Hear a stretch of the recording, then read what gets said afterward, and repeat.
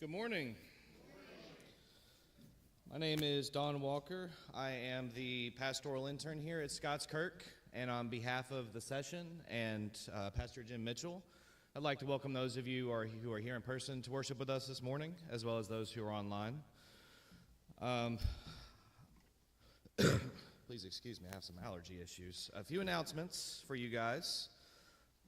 First of all, just in case anyone does not know, our Wednesday evenings have changed a little bit. We now have a fellowship meal that starts at 5:30, and that is for anyone. You're more than welcome to attend. Bring family, bring friends. It's $5 per family to eat. And then after that, at 6:30, we have our Bereans Bible study. Again, everyone is welcome to attend. So just in case anyone is coming back from the summer or anything, just want to give you a heads up that has changed. We have stuff from the littlest to the biggest. So we have classrooms where we'll have our toddlers and our children that are learning their lessons as the adults are able to learn from the Bible study.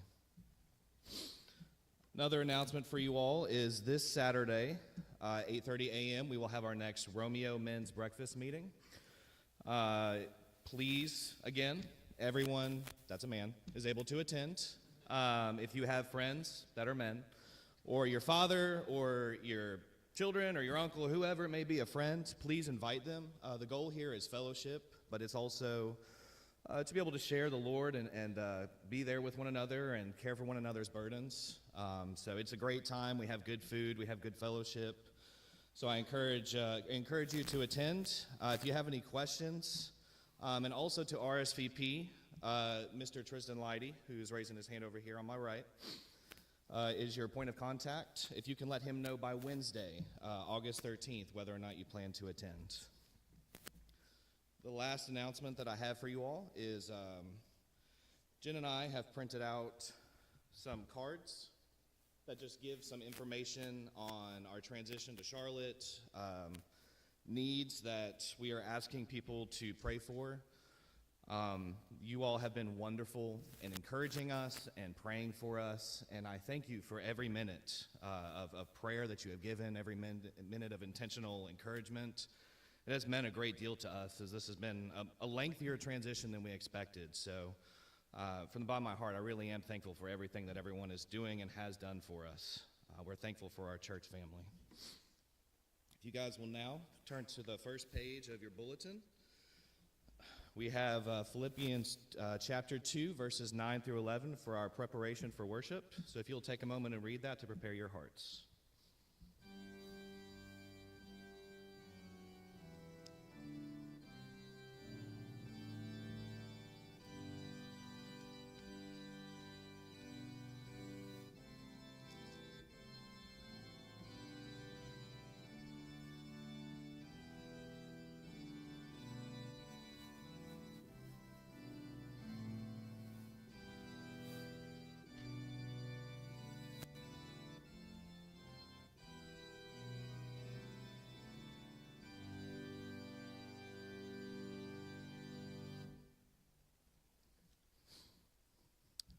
I just want to comment real quick on that verse for the preparation for worship. I know all of the Bible is equal, but this is literally my favorite verses in the entire Bible, because everything that is spoken about, everything that we read about, everything that happens, the reality is that every knee will bow and every tongue will confess that Christ is Lord. And reading that is just such an encouragement, and it provides great clarity. Our call to worship this morning is from Psalm 95, verses 6 and 7. O come, let us worship and bow down. Let us kneel before the Lord our Maker. For he is our God, and we are the people of his pasture and the sheep of his hand. If you all will now please stand as we continue to worship our Lord as we sing from Trinity Hymnal, number 1, All People That on Earth Do Dwell.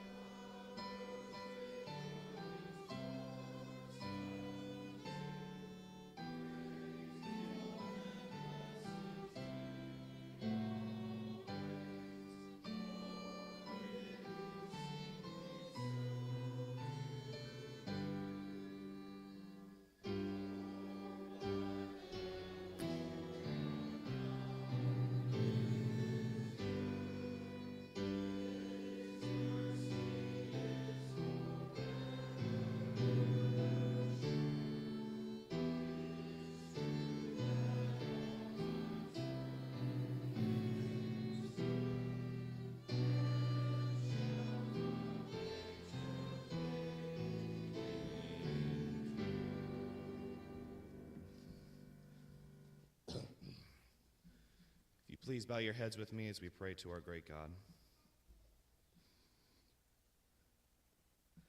Heavenly Father, Lord, we come to you today and humbly ask that you visit us with your presence. Lord, please be near to us and shine your face upon us as we worship you, Lord. Let your eyes be open to the pleas of your servant and to the pleas of your people, giving ear to them whenever they call to you. Lord, you separated them from among all the peoples of the earth to be your heritage. We pray all this in the name of our Lord and Savior, Jesus Christ, who taught his disciples to pray by saying, Our Father, who art in heaven, hallowed be thy name. Thy kingdom come, thy will be done, on earth as it is in heaven. Give us this day our daily bread, and forgive us our debts, as we forgive our debtors.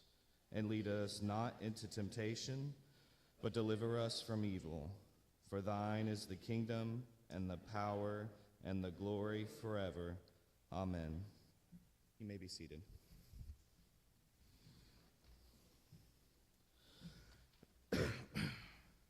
One of the opportunities that I have as your intern here is to engage with the preparation for worship on Sundays. Pastor Jim has allowed me to choose the confession of sin and the assurance of pardon from time to time. That's something that I got to do for this morning. I just wanted to make a brief comment about what I chose.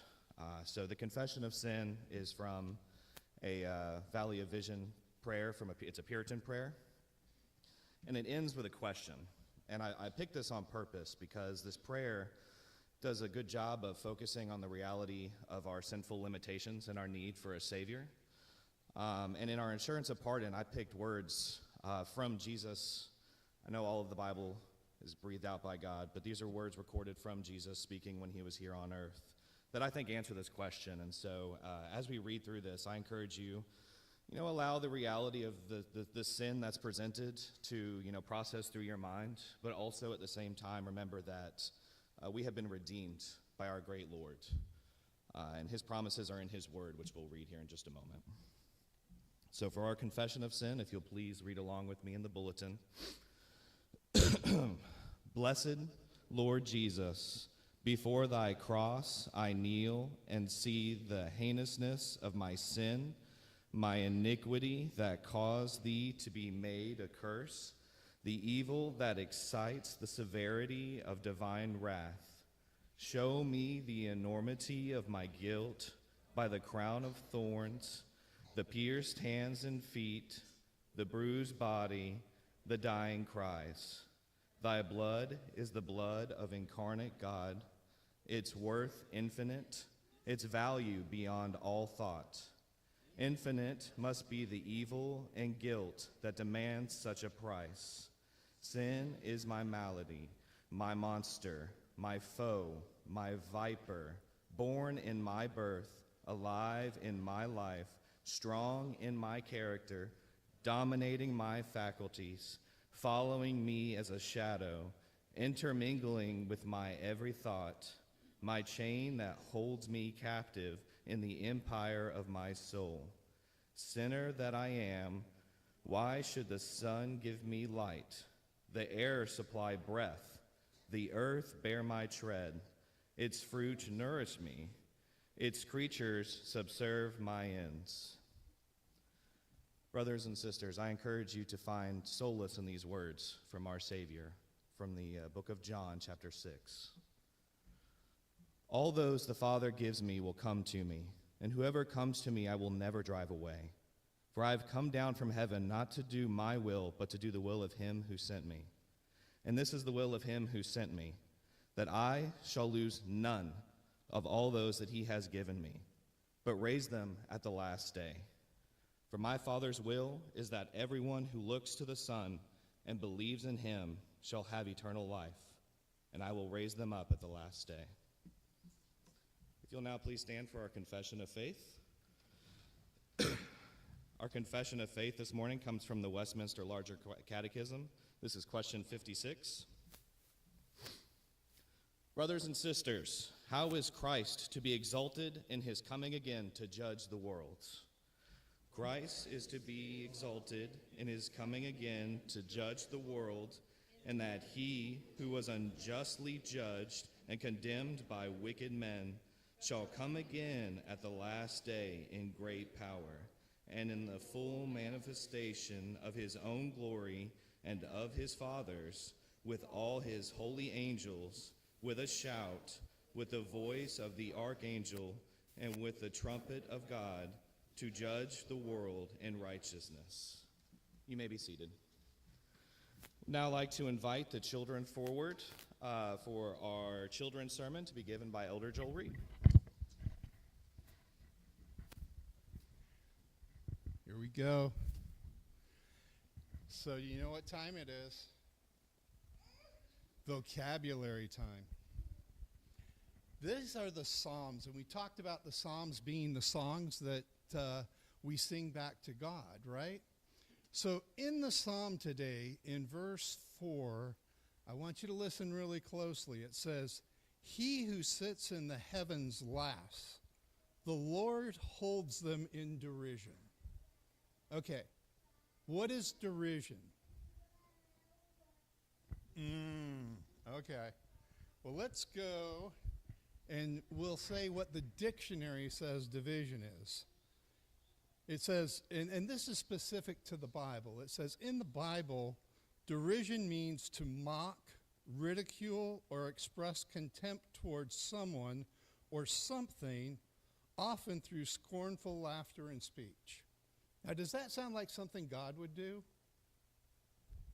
Not necessarily, right? Well, what we're reading, if you listen to the first 3 verses of the Psalm, it's talking about the rulers of the earth thinking so much of themselves and that they want to set up their dominion over everybody and that nobody could even come close to what they could do. They think they're God, right? So God's sitting in heaven going, you guys, you have no clue, right? God says, I am God. I created you. So that's what it means when it says he looks at him with derision. He's like, I can't believe that you are doing this. But he understands what? That man is sinful, right? That it's only through Christ that we are able to approach God and we are able to ask him for his forgiveness. Let's pray. Dear Heavenly Father, remind us that you created us. You breathed life into us.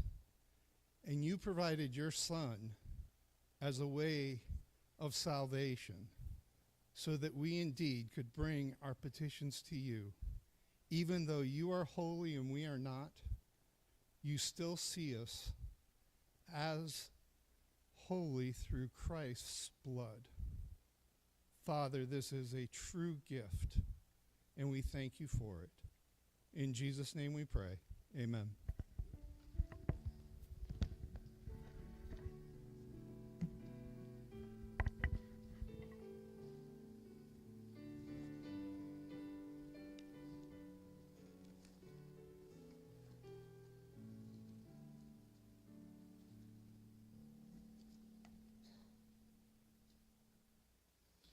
Our scripture reading this morning comes from the book of Revelation, chapter 19, if you'd like to turn there with me to follow along.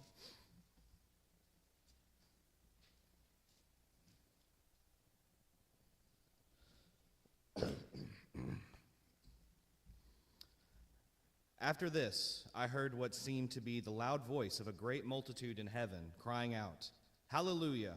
Salvation and glory and power belong to our God, for his judgments are true and just.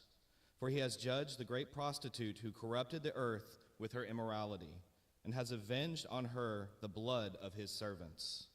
Once more they cried out, Hallelujah! The smoke from her goes up forever and ever.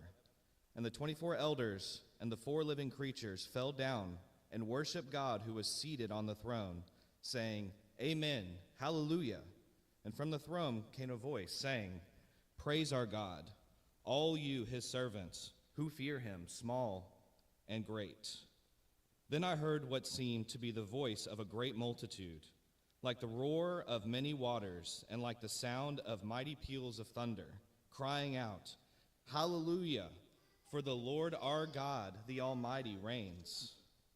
Let us rejoice and exult and give him the glory, for the marriage of the Lamb has come, and his bride has made herself ready. It was granted her to clothe herself with fine linens, bright and pure. For the fine linen is the righteous deeds of the saints. And the angel said to me, Write this, Blessed are those who are invited to the marriage supper of the Lamb. And he said to me, These are the true words of God. Then I fell down at his feet to worship him. But he said to me, You must not do that. I am a fellow servant with you, and your brothers who hold to the testimony of Jesus. Worship God, for the testimony of Jesus is the spirit of prophecy. Then I saw heaven opened, and behold, a white horse. The one sitting on it is called Faithful and True, and in righteousness he judges and makes war. His eyes are like a flame of fire, and on his head are many diadems, and he has a name written that no one knows but himself. He is clothed in a robe dipped in blood, and the name by which he is called is the Word of God. And the armies of heaven, arrayed in fine linen, white and pure, were following him on white horses. From his mouth comes a sharp sword, and with which to strike down the nations, and he will rule them with a rod of iron. He will tread the winepress of the fury of the wrath of God the Almighty. On his robe and on his thigh he has a name written, King of Kings and Lord of Lords. Then I saw an angel standing in the sun, and with a loud voice he called to all the birds that fly directly overhead, Come gather for the great supper of God, to eat the flesh of kings, the flesh of captains, the flesh of mighty men, the flesh of horses and their riders, and the flesh of all men, both free and slave, both small and great. And I saw the beast and the kings of the earth with their armies gathered to make war against him who was sitting on the horse and against his army. And the beast was captured, and with it the false prophet who in its presence had done the signs by which he deceived those who had received the mark of the beast and those who worshipped its image. These two were thrown alive into the lake of fire that burns with sulfur, and the rest were slain by the sword that came from the mouth of him who was sitting on the horse, and all the birds were gorged with their flesh. Brothers and sisters, the grass withers and the flowers fade, but the word of our Lord God remains unchanged.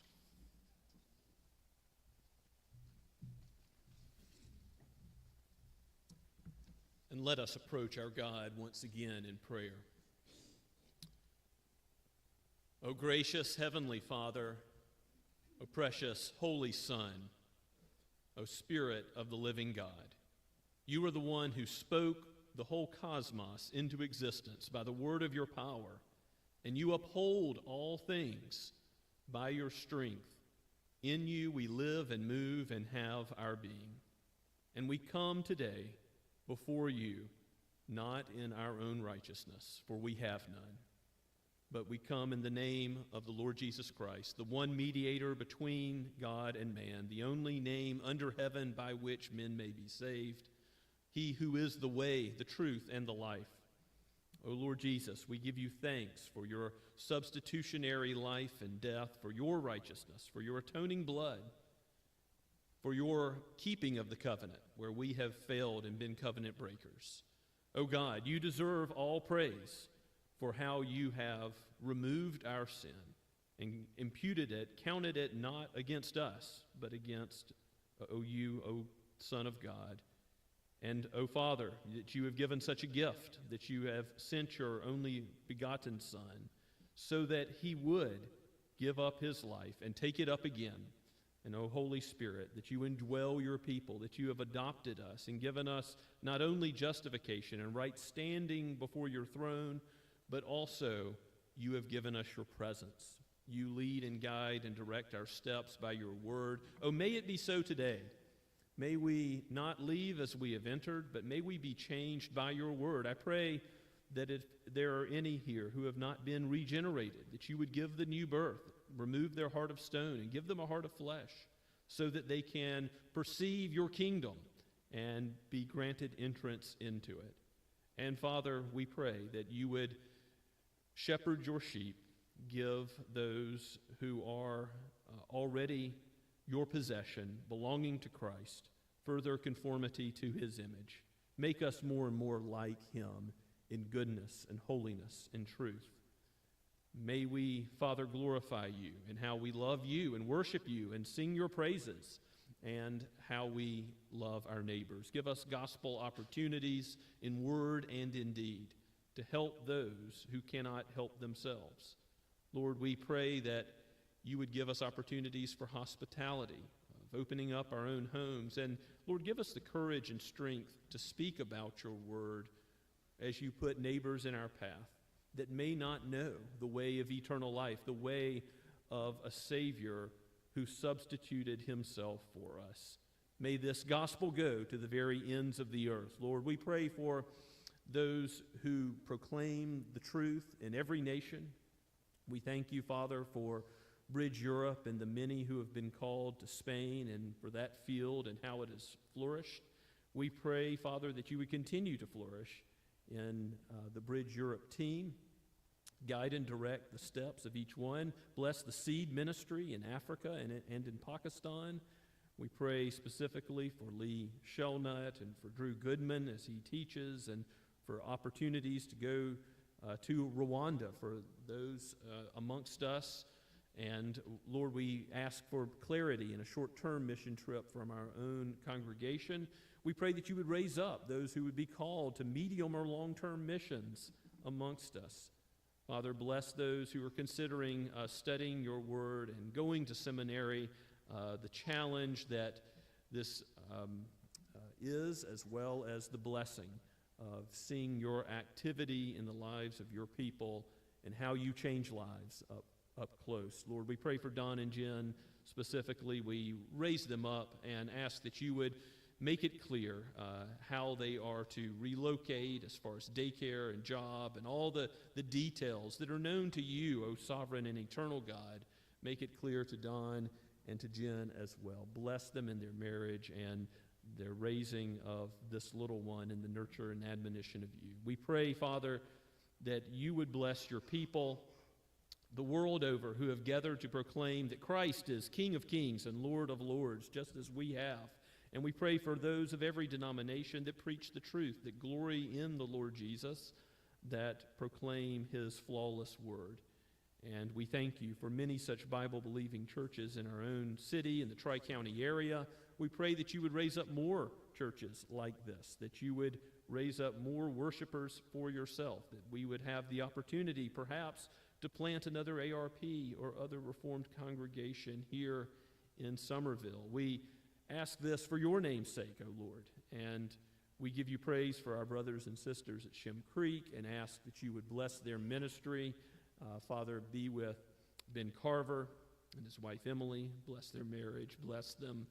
Bless their elders. Father, we thank you so much for giving us godly elders and deacons at Scots Kirk, and we pray that you would guide and direct their steps. Give them wisdom in all their deliberations as they care for the church under you, both physically and spiritually. We ask, Lord, that you would bless the ministry teams and all the members of the congregation seeking to use their gifts in these formal ways.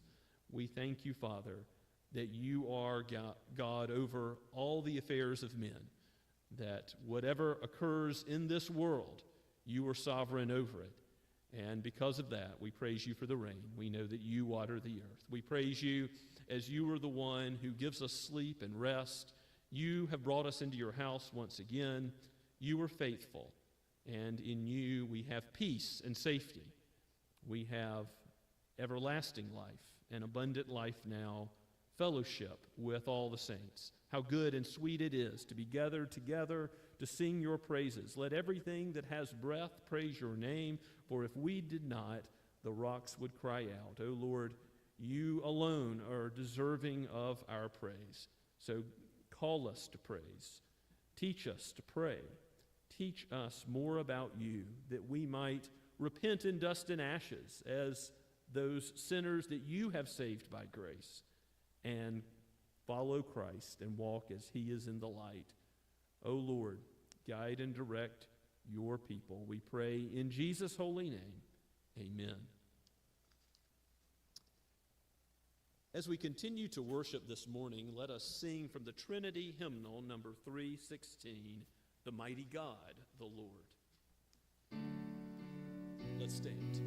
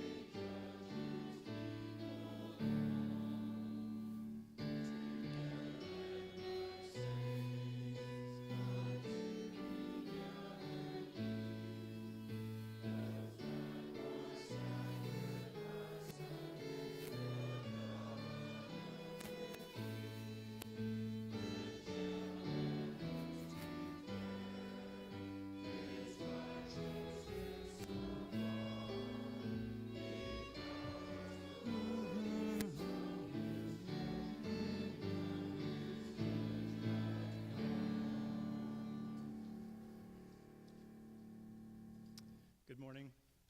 Let's pray together and thank God. Our holy God, we thank you for this beautiful weather.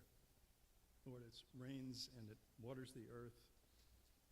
It's bountiful and plentiful, and thank you for that, God. We also thank you for the ability to pray, to meet with you individually as a group here at Scots Kirk, and to tell you about our concerns, to worship you, to love you, to thank you, and to glorify you and your Father. Lord, help us to be worthy to even call your name. We ask for your help in our daily lives, each week, each day that we live.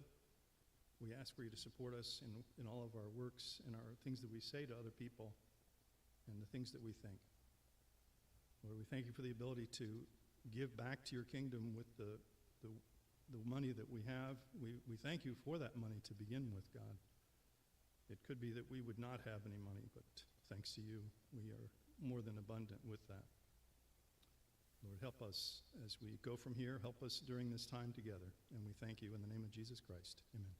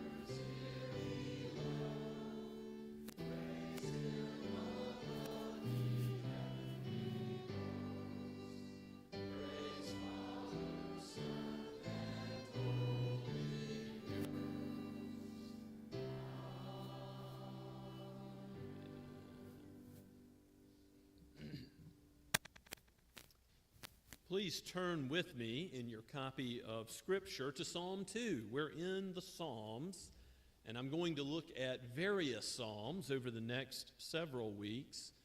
But last week we were in Psalm 1, which is clearly the introduction to the whole Psalter in its theme and laying out the way of the righteous and the way of the wicked.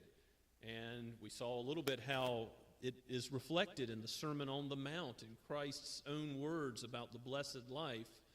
Well, guess what? Psalm 2 is also an introductory psalm. It is also important. Some see it as literarily connected to the first psalm, and I'll make that argument in just a moment once we read it, that there is a great deal of cohesion between the two psalms, but it's also a clearly messianic psalm. You have, like Psalm 110, the intercommunication between the Trinity, the Father and the Son, both speaking in the psalm. And it's a very frequently cited psalm in the New Testament. So it's clearly about Jesus. Jesus is in all of the Psalter, as Luke 24 tells us. He sang the psalms. He prayed the psalms. They are instructive for our prayer and praise, but also Jesus himself speaks in this psalm. So this is a special psalm indeed, as it points us to the gospel, our sin, the reality of a coming judgment, and that judge is the one who reigns, the Son of God, Jesus. Let's give our attention to his word as we read Psalm 2. Penned by the psalmist, breathed out by the Holy Spirit for each of us today. This is God's word. Why do the nations rage and the peoples plot in vain? The kings of earth set themselves, and the rulers take counsel together against the Lord and against his anointed, saying, "Let us burst their bonds apart and cast away their cords from us." He who sits in the heavens laughs, and the Lord holds them in derision. Then he will speak to them in his wrath and terrify them in his fury, saying, "As for me, I have set my king on Zion, my holy hill. I will tell of the decree. The Lord said to me, 'You are my son. Today I have begotten you. Ask of me, and I will make the nations your heritage, the ends of the earth your possession. You shall break them with a rod of iron and dash them in pieces like a potter's vessel.' Now, therefore, O kings, be wise. Be warned, O rulers of the earth. Serve the Lord with fear and rejoice with trembling. Kiss the Son, lest he be angry and you perish in the way, for his wrath is quickly kindled. Blessed are all who take refuge in him." Let's pray together. O gracious Heavenly Father, you are a God who judges sin. May we not rest until we have dealt with our own guilt. And, O Father, as you point us to all judgment which you have committed to the Son, the Lord Jesus Christ, would you, O Holy Spirit, send us clarity about our own standing on that day, that we would know that we stand in a righteousness not our own, but found in him by faith, his life and his death. Would that be true for all who hear the sound of my voice today? O Spirit of God, illuminate our understanding of this text, that we might praise you and honor you and fear you as we ought, and live the life that you have intended for your people, the life of blessing indeed. We pray in Jesus' name, amen. Did you catch the connection between Psalm 1 and Psalm 2? Blessed is the man. That's how the first psalm begins. And how does the second psalm end? Blessed are all those who take refuge in the Son, the Messiah, the King's anointed. And we don't know which Davidic king wrote this psalm for sure, but we do know it has application to the times of Old Testament Israel and how the nations around them raged and conspired and afflicted them. But we also know from how the New Testament uses this that it is ultimately about Jesus, that the psalmist spoke beyond what he knew because it's all ultimately authored by the Holy Spirit and is speaking about, yes, Herod and Pontius Pilate, who joined together along with Jews and Gentiles to crucify the Son of God. And I just want to show you, before we get too far from Acts 4, one of these citations. There are many in the New Testament, citations and allusions. We saw some allusions in Revelation 19, which was read earlier. But from Acts chapter 4, let's read verses 24 through 27 and see just for a moment how the apostles, how Peter and John used this text. They've just healed a man. They've proclaimed Christ as the only name powerful enough to save. And now they say, when they heard it, verse 24, they lifted their voices together to God and said, Sovereign Lord, who made the heaven and the earth and the sea and everything in them, who through the mouth of our father David, your servant, said by the Holy Spirit, why did the Gentiles rage and the peoples plot in vain? The kings of earth set themselves, and the rulers were gathered together against the Lord and against his anointed. For truly in this city there were gathered together against your holy servant Jesus, whom you anointed, both Herod and Pontius Pilate, along with the Gentiles and the people of Israel, to do whatever your hand and your plan had predestined to take place.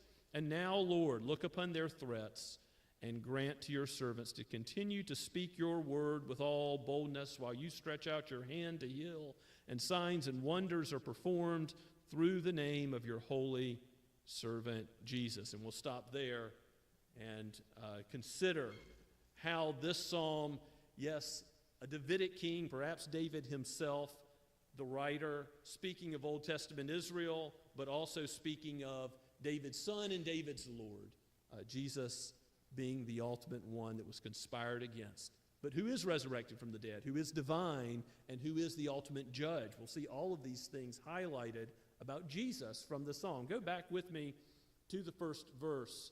Why is it that the nations rage, the Gentiles rage? And this is not just talking about kings, but all the peoples who are opposed to God, and therefore it is talking about each of us and our own sin, as we are deserving of God's wrath and displeasure because of our rebellion against the king. Why do the nations rage and the peoples plot in vain? Why do powerful people conspire? The kings of earth set themselves, and the rulers take counsel together against the Lord and against his anointed. Now, the word Lord is capital L-O-R-D. What does that mean? Yahweh. This is the Hebrew word that is associated with the word to be, being. In Exodus 3:14, God says, I am that which I am. I will be that which I will be. It highlights the eternality of God and his being. He is the uncreated one who exists in all blessedness and perfection and glory. And as such, it is quite foolish for the creature created by God to plot against him, to rage and conspire against him. It didn't work so well for Satan. He has been crushed, just as was prophesied in Genesis 3:15. His head has been crushed, and he will most certainly be cast into the lake of fire along with all those in his kingdom, as we read in Revelation 19. The judgment is coming, but these rulers, these powerful people that are plotting against the Lord and his anointed, they don't know that yet. They're saying in verse 3, let's break away from God's dominion, burst their bonds apart, cast away their cords. What does someone who is slaves to their own passions, in slavery to their own sin, think? That slavery to God and his law and his righteousness, his rule, is bad. It's not true freedom. But as Jesus says in John chapter 8, where he also proclaims himself to be the great I am, who was before Abraham, he was the great I am, identified with the Father and the Spirit in Exodus 3:14. He says that With him is true freedom. If you want to be free, free indeed, you'll know what slavery to him is like. Whatever has mastered a person, to that they are enslaved. 2 Peter says in chapter 2, verse 19. But Christ explains that true freedom is found in slavery to him. Paul says the same thing in Romans chapter 6. If you recall, in discussing sanctification, what it means to be a Christian, conformity to the image of Christ, Christ knows, as our great prophet, priest, and king, he knows what we were designed to do. He knows how we were designed to live and thrive in this world and then perfectly in the next. And according to his character and law, then we have freedom. But if we rebel against his wisdom, if we rebel against his word, if you go against the grain of reality, you will get splinters. And that is what these rulers are doing. They are saying, let us burst apart the cords, the restrictive law of God, and do things our own way. Well, where they're headed, the way of the wicked, is judgment. It's justice. It's wrath. And first we see in verse 4, the Father laughing. And this is unique scripturally. He's not laughing with anyone. He is laughing at them in derision or contempt. He is laughing as the creature is there trying to overthrow the Creator. Who has ever thwarted God's will? The eternal God. From him and through him and to him are all things. To him is the glory forever. Remember how Paul exclaims in Romans 11, verses 33 through 36, no one has been his counselor. No one can say to him, what have you done? No one can stay his hand. And the prophet Isaiah has many similar statements. God is sufficient unto himself.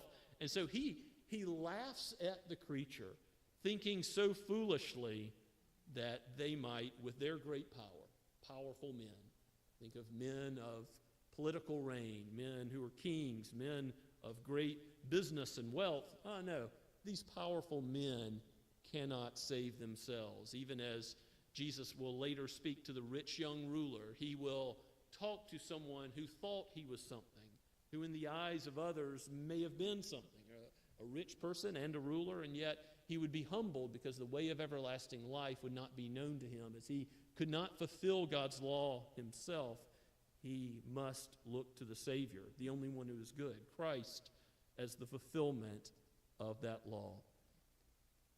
Jesus will himself speak in a moment, but this is the Father who laughs, and then the Lord who holds them in derision then speaks in verse 5. He says he will speak to them in his wrath and terrify them in his fury. So you see that judgment is coming, and it's his mere word.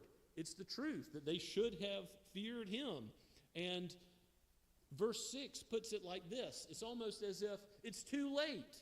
You can't overthrow my rule and my reign and break my cords and bonds because I've already set my king on Zion, my holy hill. You see what the Father is saying? The Father is saying in Psalm 2, in David's day, that Christ reigns. That's the sum and substance of the whole psalm. And it's true today that Christ reigns. All authority has been given to me, he says in the Great Commission at the end of Matthew 28. Christ rules today over everything that occurs. He's not just set on Mount Zion, which is, of course, where God manifested his presence to ancient Israel. And there was a special way in which he reigned in the state, the people of Israel. But that Mount Zion is emblematic of God's reign over the whole earth, the heavens and the earth, all peoples, every nation, tongue, and tribe, all that he's created, as Acts 4 said. So God is not just the God of Israel. He is the God of all places, every star in the cosmos, and he is ultimately bringing all things together, proclaiming peace by his blood, as the Son will speak in verse 7. So the king that's being referenced by the Father has been set up in verse 6, and then in verse 7, the Son says, I will tell of the decree. The Lord, Yahweh, said to me, you are my son. So the Father says to the Son, today I have begotten you. And don't get confused here. This is not talking about the eternal begottenness of the Son in the Trinity. And it's certainly not saying that he was begotten on that day as if that were the beginning of his existence as a creature. For Jesus is not a creature. That was the lie of the ancient heretic Arius. He had a motto, a song, a jingle that he spread throughout the Roman world that said, there was a time when the Son was not. And that was the lie of the ancient Arians. And there were many who followed that path. Jehovah's Witnesses still today will want to talk about their view of Jesus being a very important creature, but still a creature. They are Arians, and they have gone after the same sort of heresy. But no, the way in which Jesus is begotten of the Father is like what we read about in Colossians chapter 1. I'd like for you to turn there with me, if you would. In Colossians 1, there is a clear statement of Christ's divinity along with his preeminence. And it's his preeminence that I want you to see in this firstborn language, that he is true son of the Father. Look at verse 15 in Colossians 1. He, that is Jesus, is the image of the invisible God, the firstborn of all creation. So there's the preeminence, the inheritor of all things as the preeminent ruler. You'll see that this is not about him being a creature as we keep reading. For by him all things were created. Could he be a creature if he created all things? Answer, no, of course not. In heaven and on earth, not just the God over Israel, the God over everything. Visible and invisible, whether thrones or dominions or rulers or authorities, all things were created through him and for him. And he is before all things, and in him all things hold together. In him we live and move and have our being, as Paul says. Clearly, this is about Jesus as divine. And keep going, verse 18, and he is the head of the body, the church. He is the beginning, the firstborn, again, that preeminent language, the firstborn from the dead, that in everything he might be preeminent. For in him all the fullness of God was pleased to dwell. Again, he's divine, even though this language of firstborn is being used.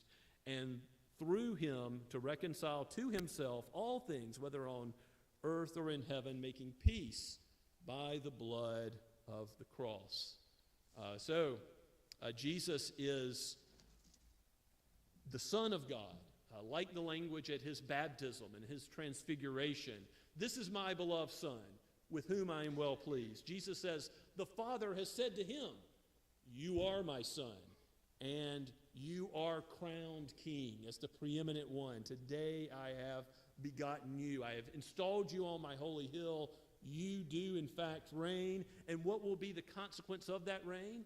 It has to do with his preeminence as the one who inherits all things. Look at verse 8. Ask of me, and I will make the nations your heritage, the ends of the earth your possession. Remember, Jesus will say that the meek will inherit the earth. After the Psalter, he will ultimately himself inherit everything in the new heavens and the new earth, and we will be co-heirs with him because we are in him by faith. If you have repented of your sins, if you have kissed the Son, if you have bowed the knee to him, then you are his. You were justified by his blood, and you were adopted into the family of God. You will receive all the blessings that are due, not you in your sin, but due Jesus in his perfection, in his righteousness. So it is true that Jesus will judge on that last day. You see in verse 9 of Psalm 2 that he will break them with a rod of iron. So all those Gentiles and Jews, all those from every people group that repent will be his holy possession. And those who will not repent, he will judge and dash with a rod of iron like a potter's vessel. And that same language is in Revelation 19, as there is the war in heaven that is foreseen by the Apostle John, and he sees ultimately all of the kingdom of darkness being cast into the lake of fire with Satan, all creatures that rebelled getting their just punishment for their sins. I don't know if you remember back in Romans chapter 2, Paul argues that we're all going to be treated according to deeds. And, of course, our own deeds are storing up wrath for the day of judgment. If you haven't bowed the knee to Christ, you're planning to be judged based on your own thoughts, words, and deeds, what you have done and what you've left undone. But if you're in Christ, you're still judged on deeds, but not your deeds, the deeds of Christ. You have the perfection of his deeds counted to you. Paul then argues in Romans chapter 4. That's the blessed life, knowing the Lord and then knowing refuge, safety from being dashed into a million pieces like a potter's vessel, shattered with this rod of iron. So the warning at the end of the psalm is, therefore be wise, you kings, you rulers of the earth, and by implication all people. Serve the Lord with fear. There's the beginning of wisdom. And rejoice. Rejoice with trembling that he is a good God who judges sin. We will say, hallelujah, even as the smoke goes up forever and ever in that day of judgment, as we read in Revelation 19. We will praise God, singing hallelujah for his justice in his judgment. But at the same time, we will rejoice with trembling, knowing that what we deserve, the curse of God, his wrath, has fallen on Christ for us, and we proclaim this glorious gospel. And the gospel really is in verse 12. Kiss the Son, lest he be angry. You deserve his anger, his wrath, his displeasure. But if you kiss the Son, if you bow to his reign and rule, if you seek to do his will, if you follow him in his way, then you need not worry about his wrath, which is perfect. Yes, he is long-suffering towards those that are his own. Blessed are all those who take refuge in him. As Christ has given us a way to build our life on the solid rock of his own person and work, when the storms of life come, when whatever's going on in the world, human rulers may afflict the church, they may harm us, but they cannot take away our comfort and our security that we have in him. We are safe.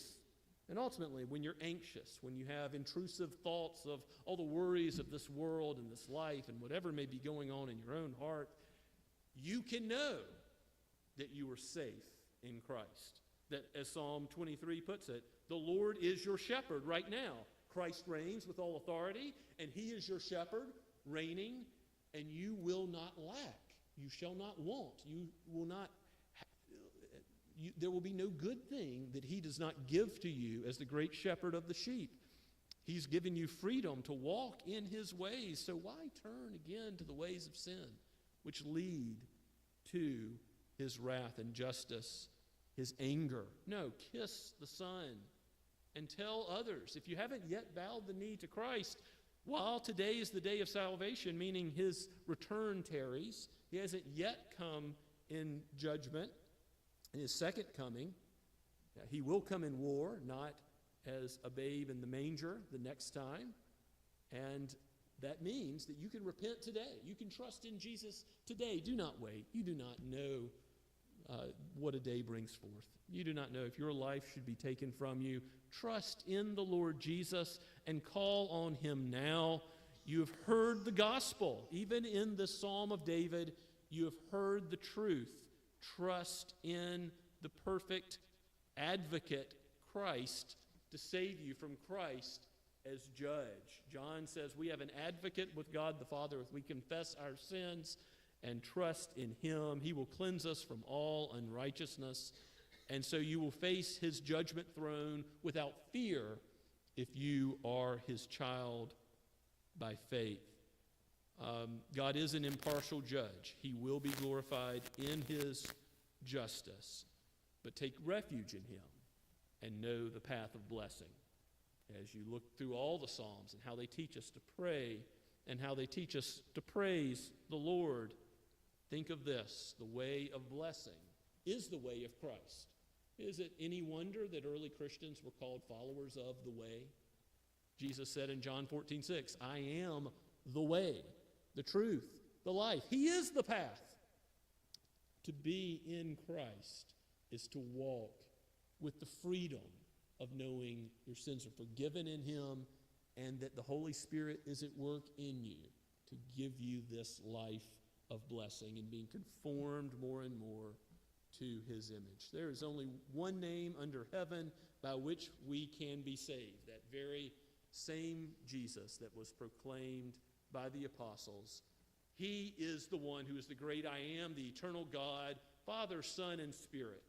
And they have, with all their eternal sovereign purpose, chosen some to call their own and to preserve into eternity. May we give Him thanks, praise, glorify His name forever for such a gospel as this. Let's pray together. O Lord, we tremble and we fear, considering your just judgment of sin. And yet, O Father, you have committed all judgment to the Son, and you have committed the work of saving a people for yourself to the Son, that He would become man, and as eternal God and truly man, He has done all that was necessary so that human beings would be counted as righteous in your sight. O Lord, bring those who are your sheep to yourself. Keep and guide and guard us in the Lord Jesus. Give us freedom from anxiety and worry. Let us know the safety that is found in the solid rock, the way of Christ Himself. For we pray in His holy name. Amen. And let us praise the Lord in response to His word. We're going to sing. This should be a familiar tune. O come quickly, dread of all, looking forward to Christ's second coming, from Trinity Hymnal number 322. Let's stand as we sing.